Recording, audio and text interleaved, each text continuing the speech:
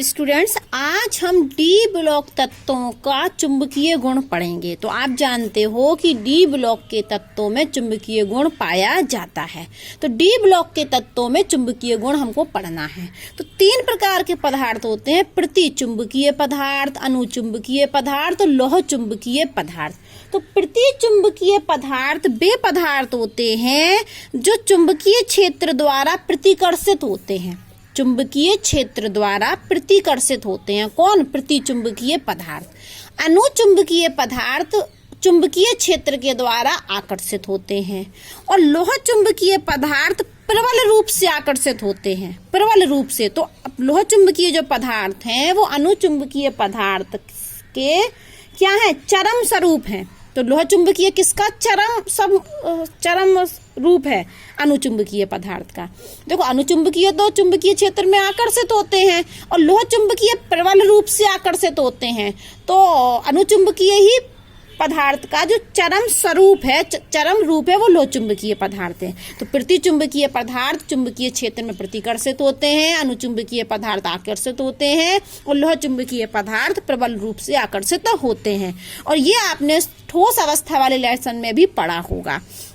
एक बात और है कि प्रतिचुंबकीय पदार्थ में एक भी अयुग्मित इलेक्ट्रॉन नहीं होते हैं। सारे इलेक्ट्रॉन युग्मित होते हैं। देखो, यहाँ मैंने लिखा है, अब यहीं बता देते हैं यहाँ पर। चलो, कि सारे इलेक्ट्रॉन कैसे होते हैं? युग्मित इलेक्ट्रॉन होते हैं। किसमें? प्रतिचुंबकीय पदार्थ में युग्मित इलेक्ट्रॉन होते हैं। जबकि अनुचुंबकीयों में, कि अनुचुंबकीय पदार्थ में कैसे इलेक्ट्रॉन होते हैं? अयुग्मित इलेक्ट्रॉन। ठीक है। अनुचुंबकीय पदार्थ चुंबकीय क्षेत्र के द्वारा आकर्षित होते हैं और इनमें अयुग्मित इलेक्ट्रॉन होते हैं। जबकि प्रतिचुंबकीय पदार्थ चुंबकीय क्षेत्र में प्रतिकर्षित होते हैं और इनमें युग्मित इलेक्ट्रॉन होते हैं। लोह चुंबकीय पदार्थ प्रबल रूप से आकर्षित होते हैं। ठीक है। अब वो कह रहे हैं कि जो अनुचुंबकीय पदार्थ में हमने कहा ना अयुग्मित इलेक्ट्रॉन होते हैं, तो जो अनुचुंबकत्व की उत्पत्ति है, अनुचुंबकत्व की उत्पत्ति युगलित इलेक्ट्रॉन, अयुगलित बोले या हम बोले अयुग्मित, और या हम अंग्रेजी में बोले अनपेयर्ड इलेक्ट्रॉन। अनपेयर्ड मतलब ऐसे क्या होता है कि ये हमने पी ब्लॉक बनाया, मान लो ये डी ब्लॉक ही बना लेते हैं। चलो, डी ब्लॉक के तत्व पढ़ रहे हैं, तो एक इलेक्ट्रॉन है तो ये कहलाता है अनपेयर्ड, और अगर ये दोनों साथ में है तो ये क्या कहलाते? Paired electron. ये कैसे इलेक्ट्रॉन है? Paired electron. और अगर ये ऐसा भरा हुआ है तो ये क्या है हमारा? ये क्या है? चारों के चारों ये अनपेयर्ड इलेक्ट्रॉन। पेयर में नहीं है, पेयर मतलब जोड़ा। तो ये कैसा इलेक्ट्रॉन है? अनपेयर्ड। ये कैसा है? Paired electron. तो हिंदी में, अंग्रेजी में तो पेयर्ड इलेक्ट्रॉन है, जोड़े के रूप में है, और अकेला है तो अनपेयर्ड है। तो हिंदी में क्या बोलते हैं? इनको युग्मित बोलते। पेयर्ड को क्या बोलते हैं हम? युग्मित। युग्म है, युग्म मतलब जोड़े में। अनपेयर्ड को क्या बोलते? अयुग्मित। ठीक है। तो अब हम पढ़ने वाले हैं कि अनुचुंबकत्व की जो उत्पत्ति है उसका कारण क्या है? अयुग्मित इलेक्ट्रॉनों की उपस्थिति के कारण। तो अयुग्मित इलेक्ट्रॉन, अनपेयर्ड इलेक्ट्रॉन की वजह से ही अनुचुंबकत्व की उत्पत्ति होती है। अब जो एक चुंबकीय आघूर्ण का निर्धारण उसमें उपस्थित, चुंबकीय आघूर्ण होता है, चुंबकीय आघूर्ण का निर्धारण उसमें उपस्थित अयुग्मित इलेक्ट्रॉनों की संख्या के आधार पर किया जाता है। चुंबकीय आघूर्ण को बोलते हैं म्यू। सिंबल क्या है चुंबकीय आघूर्ण का? म्यू। और जो म्यू है चुंबकीय आघूर्ण, उसका निर्धारण अयुग्मित इलेक्ट्रॉनों की संख्या से किया जाता है। और हमको एक सूत्र दिया है चुंबकीय आघूर्ण ज्ञात करने का, √n और ब्रैकेट में n+2। चुंबकीय आघूर्ण ज्ञात करने का सूत्र √n और n+2। अब कहोगे कि मैडम n क्या है? तो n अयुग्मित इलेक्ट्रॉनों की संख्या है। n अयुग्मित इलेक्ट्रॉनों की संख्या। और म्यू क्या है? चुंबकीय आघूर्ण। और चुंबकीय आघूर्ण का मात्रक होता है बोर मैग्नेट्रॉन। जैसे लंबाई का मात्रक मीटर होता है ना, उसी प्रकार से चुंबकीय आघूर्ण का मात्रक बोर मैग्नेट्रॉन होता है, BM बोलते हैं जिसको हम। तो ये चुंबकीय आघूर्ण निकालने का सूत्र है और ये मात्रक है। और यहाँ n क्या है? अयुग्मित इलेक्ट्रॉनों की संख्या। ठीक है। फिर एक और नियम लिखा है हमने, यहाँ पॉइंट ही पॉइंट लिखे मेन कि अनुचुंबकत्व की उत्पत्ति का कारण क्या है? अयुग्मित इलेक्ट्रॉन। चुंबकीय आघूर्ण ज्ञात करने का तरीका क्या है? अयुग्मित इलेक्ट्रॉनों की संख्या से चुंबकीय आघूर्ण का निर्धारण होता है। चुंबकीय आघूर्ण का निर्धारण अयुग्मित इलेक्ट्रॉनों की संख्या से होता है और ये सूत्र है। यहाँ n अयुग्मित इलेक्ट्रॉनों की संख्या है। चुंबकीय आघूर्ण का मात्रक बोर मैग्नेटॉन या Bm होता है। अब नया पॉइंट सुनिए। अयुग्मित इलेक्ट्रॉनों की संख्या बढ़ने से चुंबकीय आघूर्ण का मान बढ़ता है। जैसे जैसे अयुग्मित इलेक्ट्रॉनों की संख्या बढ़ती है वैसे वैसे चुंबकीय आघूर्ण का मान बढ़ता है। अब हमने यहाँ स्कैंडियम लिया है, तो स्कैंडियम तत्व है 3D सीरीज का, जिसका परमाणु क्रमांक 21 होता है, 21। तो आप बाहु के अनुसार हमने इसका इलेक्ट्रॉनिक विन्यास बना दिया। 1s2, 2s2, 2p6, 3s2, 3p6, 4s2 और 3d1। गिन लीजिए, 2 4 4 6 10 12 6 18 20 21 हो गए। तो अब यहाँ पर देखिए, ये दोनों पीरियड में हम एक का पूरा बना देते हैं। 1s2 का मतलब ये 1s, ये 1s है। कितने इलेक्ट्रॉन? 2 भर दिए 2। ये क्या है? 2s बना देते हैं। 2s में कितने इलेक्ट्रॉन है? 2 भर दिए। अब 2p बना देते हैं। ये हमने बना दी 2p। 2p में कितने इलेक्ट्रॉन है? 6, तो हम भर देते हैं 1 2 3 4 5 6। देखो ये जोड़े हैं, युग्म में है, युग्मित इलेक्ट्रॉन, ये भी युग्मित, ये भी युग्मित। अब हम 3s पर आए, ये हमने 3s बना दिया। 3s में कितने इलेक्ट्रॉन है? 2, तो हमने ये भी 2 बना दिए। अब हम आए 3p6 पर, तो p में फिर से कितने हैं? 3, और कितने इलेक्ट्रॉन है? 6, तो फिर हमने 1 2 3 4 5 6। देखो सब युग्म में चलते चले जा रहे हैं। 3p। अब हम बना दें 4s में कितने हैं? 2 इलेक्ट्रॉन, बना दिए 2। अब हम आए 3d पर। किस पर आए? 3d पर। तो आप देखोगे 1 2 3 4 और 5, ये होते हैं 3d, 5 सब ऑर्बिटल। कितने इलेक्ट्रॉन है? सिर्फ 1। सिर्फ कितना है? 1। देखो ये युग्मित इलेक्ट्रॉन, ये भी युग्म में, जोड़ों में है युग्मित इलेक्ट्रॉन। ये सब जोड़े में चल रहे हैं, युग्मित हैं। ये सारे इलेक्ट्रॉन क्या हैं? युग्मित। सिर्फ एक ये इलेक्ट्रॉन 3d1 ये अकेला पड़ गया। तो ये कैसा इलेक्ट्रॉन है? अनपेयर्ड इलेक्ट्रॉन, अयुग्मित इलेक्ट्रॉन। तो स्कैंडियम में कितने अयुग्मित इलेक्ट्रॉन है? सिर्फ 1। तो यहाँ नीचे मैंने एक लाइन भी लिखी है स्कैंडियम के लिए n का मान। n मतलब अयुग्मित इलेक्ट्रॉनों की संख्या। देखो n मतलब अयुग्मित इलेक्ट्रॉनों की संख्या। तो स्कैंडियम के लिए कितने हैं अयुग्मित इलेक्ट्रॉनों की संख्या? 1 है। अब हम सूत्र लगा दें कि म्यू बराबर क्या होता है? n+2। तो हमने लगा दिया n+2। तो स्कैंडियम के लिए लगा दिया हमने। तो स्कैंडियम के लिए अयुग्मित इलेक्ट्रॉनों की संख्या 1 है, तो मतलब n का मान 1 है। तो यहाँ कितना रख दें हम? 1। और ब्रैकेट में भी 1+2, तो 2+1 कितना हो गया? 3। और 3 का 1 में गुणा किया तो 3। और √3 का मान कितना होता है? 1.321, सब जानते ही हैं। अब हमने टाइटेनियम के लिए किया, तो टाइटेनियम का भी इलेक्ट्रॉनिक विन्यास लिख दिया। तो ये पीरियड, ये पीरियड, ये पीरियड, ये पीरियड, ये पीरियड, सारे पीरियड। अयुग्मित कितने हैं? 2। तो n का मान कितना है? 2। तो टाइटेनियम के लिए म्यू का मान निकाल दें, तो n की जगह 2, फिर ब्रैकेट में 2, फिर 2, तो 2 दूनी 2 और 2 4, 4 दूनी 8। कितना हो गया? 8। क्या हो गया? ये 8। तो जब आप इसका निकालोगे वर्गमूल, तो 2 पॉइंट कुछ आएगा। कितना आएगा? 2 पॉइंट कुछ। अब हम इसको ले लेते हैं n का मान 3, तो यहाँ पर 3 रख दें, और ये 3+2, तो ये हो जाएगा 5 5 3 15। तो √15 का जो आप मान निकालोगे वो 3 पॉइंट कुछ आएगा। वैसे भी आप एक ये बात बताइए जरा कि अगर √ में 9 होता, कितना होता? 9, तो कितना होता आंसर? 3। √ में यदि 9 होता तो आंसर कितना होता? 3। तो यहाँ पर √ में कितना है? 8। तभी तो मैंने कहा कि 2 पॉइंट कुछ आएगा, मतलब क्योंकि ये 8 है ना, 2.9 लगभग कुछ आएगा। यहाँ पर यदि 16 होता, √16 होता, तो आप क्या कहते? 4 आएगा मैडम वर्गमूल। √16 का वर्गमूल कितना आएगा? 4। तो 15 का कितना आएगा? 4 से कम, इसलिए 3.9 या 3.8 लगभग।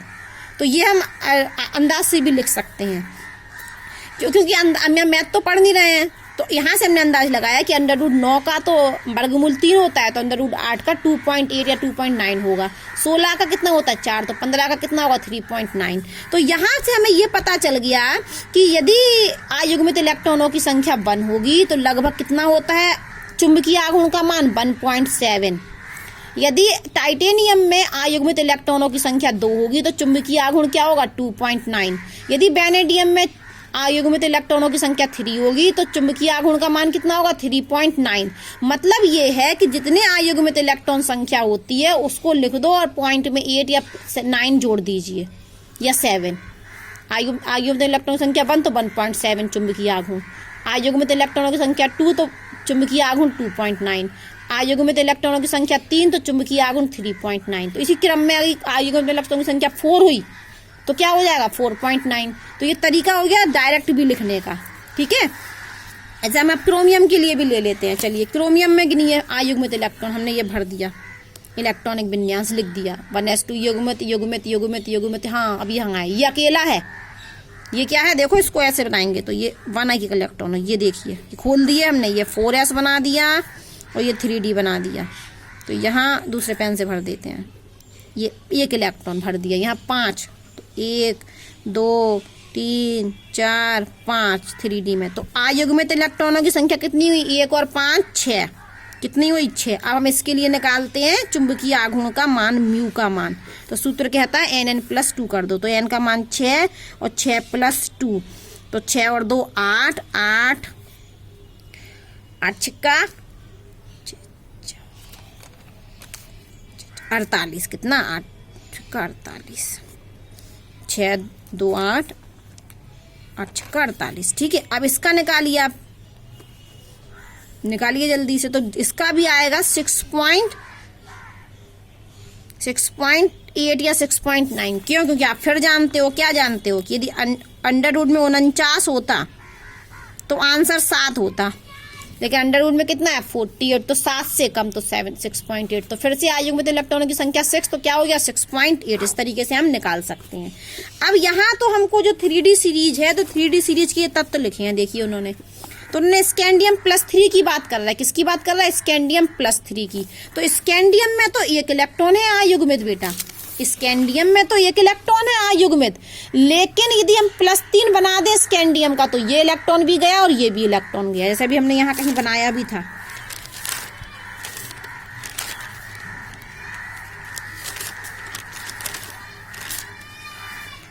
स्कैंडियम+3 का चलो मैं ही बना ही देते हैं, क्या दिक्कत है। ये देख लीजिए, ये है हमारा स्कैंडियम का 1s2 2s2 2p6 3s2 3p6 4s2 और 3d1। आपको अगर हमको स्कैंडियम+3 बनाना है तो मतलब 3 इलेक्ट्रॉन निकालने, तो ये 2 इलेक्ट्रॉन ये निकलेंगे, एक ये निकलेगा, तीनों निकल जाएंगे। तो क्या बन जाएगा 1s2 2s2 2p6 3s2 3p6 4s0 और 3d0। तो अब देखियो ये युग्मित इलेक्ट्रॉन, ये युग्मित, ये युग्मित, ये युग्मित, ये युग्मित। तो अब स्कैंडियम+3 के लिए n का मान 0 आ रहा। स्कैंडियम के लिए कितना आ रहा था 1, स्कैंडियम के लिए 1 इलेक्ट्रॉन था युग्मित, लेकिन स्कैंडियम+3 के लिए क्या आ रहा है, n का मान 0। अयुग्मित इलेक्ट्रॉनों का मान क्या आ रहा है 0। तो यदि हम स्कैंडियम+3 के में म्यू का मान निकालेंगे तो वो क्या आएगा 0 + 1 मतलब 2, 0 आएगा। कितना आएगा 0, ठीक है। तो जबकि स्कैंडियम के लिए कितना था 1.7 चुंबकीय आघूर्ण का मान, लेकिन स्कैंडियम+3 के लिए कितना है 0। तो हमको यहाँ जो सारणी दी गई है वो स्कैंडियम+3 लिखा है। तो यहाँ पर देखो 3d 0 आया, 3d 0, तो ये लिखा उन्होंने 3d 0। 3d 0 का मतलब है अयुग्मित इलेक्ट्रॉनों की संख्या 0। तो चुंबकीय आघूर्ण का मान कितना है 0, परिकलित भी और पेक्षित भी।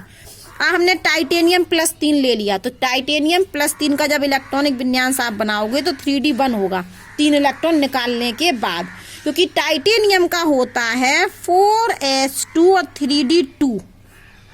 टाइटेनियम का क्या होता है 4s2 और 3d2। तो हमने 2 इलेक्ट्रॉन निकाले तो ये दोनों भी गए, 4s के दोनों इलेक्ट्रॉन गए, और 3d में जो 2 इलेक्ट्रॉन थे वो 1 चला गया, तो कितना बच गया 1 बच गया। ये किसका लिखा हमने टाइटेनियम का। तो ये आप निकाल लोगे तो कितने अयुग्मित इलेक्ट्रॉन 1। तो चुंबकीय आघूर्ण का मान सीधे कर दिया 1.7। फिर हमने टाइटेनियम+2 का देखा, तो +2 में कितने होंगे, देखो 4s के जाएंगे तो 3d2 बचेगा। देखो टाइटेनियम का इलेक्ट्रॉनिक विन्यास है 4s2 3d2। अब हमें टाइटेनियम+2 बनाना, मतलब 2 इलेक्ट्रॉन निकालने, तो हमने 4s के निकाल दिए, तो क्या बचा 3d2। तो जब टाइटेनियम +2 होगा तो 3d2 होगा, आयुग्मित इलेक्ट्रॉनों की संख्या 2 होगी, तो चुंबकीय आघूर्ण का मान क्या होगा 2.8। ऐसे उन्होंने कहा वेनेडियम +2, तो इलेक्ट्रॉनिक विन्यास है 3d3। वेनेडियम +2 का निकालना पड़ेगा हमें, पहले हम निकालेंगे वेनेडियम का, फिर वेनेडियम के क्या कर देंगे 2 इलेक्ट्रॉन निकाल देंगे, तो क्या बन जाएगा वेनेडियम +2। जैसे हमने यहाँ किया, ये हमने इलेक्ट्रॉनिक विन्यास बना दिया स्कैंडियम का, फिर हमने स्कैंडियम +3 बनाया, कैसे 3 इलेक्ट्रॉन निकाल कर। तो उसी प्रकार से हम कह रहे हैं कि यहाँ हम वेनेडियम का बनाएंगे, फिर वेनेडियम +2 बनाएंगे, तो हमें इलेक्ट्रॉनिक विन्यास क्या मिलेगा 3d3। तो 3, तो आयुग्मित इलेक्ट्रॉनों की संख्या 3, तो चुंबकीय आघूर्ण का मान 3.8 किससे निकाला उन्होंने, इसी सूत्र से निकाला बेटा, √ में n+2। फिर इसी तरीके से आपको ये पूरा दिया गया है।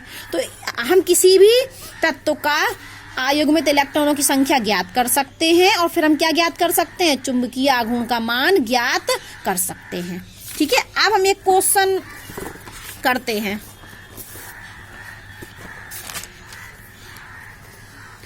एक जलीय विलयन है, ये क्या दिया हमें जलीय विलयन, और द्विसंयोजी आयन बनाना है। कैसा द्विसंयोजी आयन, उसके लिए हमें चुंबकीय आघूर्ण का मान ज्ञात करना है। हमें तत्व नहीं पता कौन सा है, उसका हमें द्विसंयोजी आयन बनाना है, फिर चुंबकीय आघूर्ण का मान ज्ञात करना है। हमें सिर्फ क्या दिया हुआ है, हमको परमाणु क्रमांक दिया है 25। क्या दिया है परमाणु क्रमांक 25। तो हम यहाँ आ गए, तो हमने एक तत्व उदाहरण नंबर 8.8 आए जिसमें परमाणु क्रमांक दिया है 25। कितना परमाणु क्रमांक 25। हमें नहीं पता कि कौन सा तत्व है, तो हमने इस परमाणु क्रमांक के अनुसार तत्व को मान लिया m। क्या मान लिया m, और परमाणु क्रमांक अब बना देते हैं इलेक्ट्रॉनिक विन्यास। तो 1s2, 2s2, 2p6, 3s2, 3p6, 4s2 और 3d5। गिन लीजिए 2, 2, 4, 6, 10, 11, 12, 6, 18, 20 और 25। 25 होगा, तब तो नहीं पता। अब बोले द्विसंयोजी, ये कैसा है, द्विसंयोजी आयन है। किताब ही कह रही है बेटा कि द्विसंयोजी आयन है, तो हमने द्विसंयोजी मतलब m+2 कर दिया। क्या कर दिया m+2। तो +2 का मतलब है इलेक्ट्रॉन निकालना, तो हम 2 इलेक्ट्रॉन निकाल देंगे। तो 1s2 बाहरी कोष से निकलते हैं, संयोजी कोष से 2p6, 3s2, 3p6, और हमने ये 2 इलेक्ट्रॉन निकाल दिए, तो ये बन गया 4s0 और ये 3d5। अब हम आयुग्मित इलेक्ट्रॉन ढूंढें, क्योंकि हमें क्या चाहिए चुंबकीय आघूर्ण का मान, और हम पहले ही पढ़ा चुके हैं कि चुंबकीय आघूर्ण का जो निर्धारण है वो आयुग्मित इलेक्ट्रॉनों से होता है। तो हम यहाँ आयुग्मित इलेक्ट्रॉन देखें तो ये तो युग्मित हैं, युग्मित युग्मित युग्मित युग्मित, ये आयुग्मित हैं, ये पांचों कैसे हैं आयुग्मित। तो यहाँ से हमें आयुग्मित इलेक्ट्रॉनों की संख्या मिल गई। इलेक्ट्रॉनों की आयुग्मित इलेक्ट्रॉनों की n संख्या कितनी है 5। n का मान कितना है 5। हम सूत्र लगा दें म्यू बराबर n+2। तो n का मान है 5, फिर 5+2, तो ये 5 और 2 7, 7 7 पंचे 35। कितना है म्यू का मान आ गया 35। ये 35 आ गया। अब इसका हम वो निकाल दें, चलो यही निकाल देते हैं क्या। तो 36 होता तो 6 आता, 36 का वर्गमूल 6, तो यहाँ कितना आएगा 5.8 या 9। तो यहाँ देखो उन्होंने डायरेक्ट लिखा दिया, यही तरीका किया। 5 उन्होंने कहा कि कोई परमाणु क्रमांक है 25 का द्विसंयोजी आयन है, तो उसके लिए आयुग्मित इलेक्ट्रॉनों की संख्या 5 होगी। ये सूत्र लगाया तो बोले एग्जैक्ट आंसर इसका 5.92 आ रहा है। एग्जैक्ट कितना आ रहा है 5.92, हम लगभग भी लिख सकते थे इसी तरीके से। लेकिन यहाँ किताब में ये नहीं बताया कि 5 आयुग्मित इलेक्ट्रॉन कैसे निकले, तो ऐसे निकलने थे कि पहले हम तत्व का परमाणु क्रमांक लिख लें, फिर उसका द्विसंयोजी आयन बना दें, फिर हमको ये दिख रहे हैं कि आयुग्मित इलेक्ट्रॉनों की संख्या 5 है। और जैसे ही 5 आयुग्मित इलेक्ट्रॉन आए तो हमने क्या लगा दिया सूत्र लगा के हमने सिर्फ हल किया है और कुछ नहीं किया है। हम यहाँ पर आपको एक बात और समझाने वाले थे कि अनुचुंबकीय जो पदार्थ है उसमें क्या होते हैं आयुग्मित इलेक्ट्रॉन होते हैं, जो अभी हम आपको बता भी चुके पीछे, ठीक है। और प्रतिचुंबकीय में क्या होते सारे इलेक्ट्रॉन, सारे सभी इलेक्ट्रॉन, ये नहीं कि 2-4 हो युग्मित, सभी इलेक्ट्रॉन युग्मित होते हैं। सभी इलेक्ट्रॉन क्या होते हैं युग्मित होते हैं। और इसमें एक भी इलेक्ट्रॉन यदि अयुग्मित हो गया, सभी इलेक्ट्रॉन युग्मित होंगे तब तो प्रतिचुंबकीय होगा। यदि एक भी इलेक्ट्रॉन अनपेयर्ड हो गया अयुग्मित तो अनुचुंबकीय बन जाता है। अब जैसे हमने स्कैंडियम +3 लिखा तो हमने स्कैंडियम का ये परमाणु क्रमांक लिख दिया 21 का। अब स्कैंडियम +3 का बना देते जल्दी से 1s2 2s2 2p6 +3 का मतलब क्या है 3 इलेक्ट्रॉन निकालने हैं तो 2 ये गए 1 ये गए। अभी हमने पीछे भी किया है इसको 3s2 3p6 4s0 और 3d0। तो अनपेयर्ड इलेक्ट्रॉन कितने हैं 0। अयुग्मित इलेक्ट्रॉनों की संख्या कितनी है 0, मतलब n का मान कितना है 0। और सभी इलेक्ट्रॉन क्या है पेयर्ड। सारे इलेक्ट्रॉन कैसे हैं ये भी पेयर ये भी पेयर्ड ये भी पेयर्ड ये भी पेयर्ड ये भी पेयर्ड। ये ऐसा कहें कि सारे युग्मित हैं, ये भी युग्मित ये भी युग्मित ये भी युग्मित ये भी युग्मित ये भी युग्मित। अनपेयर्ड एक भी नहीं है। तो स्कैंडियम +3 कैसा होगा प्रतिचुंबकीय। ठीक।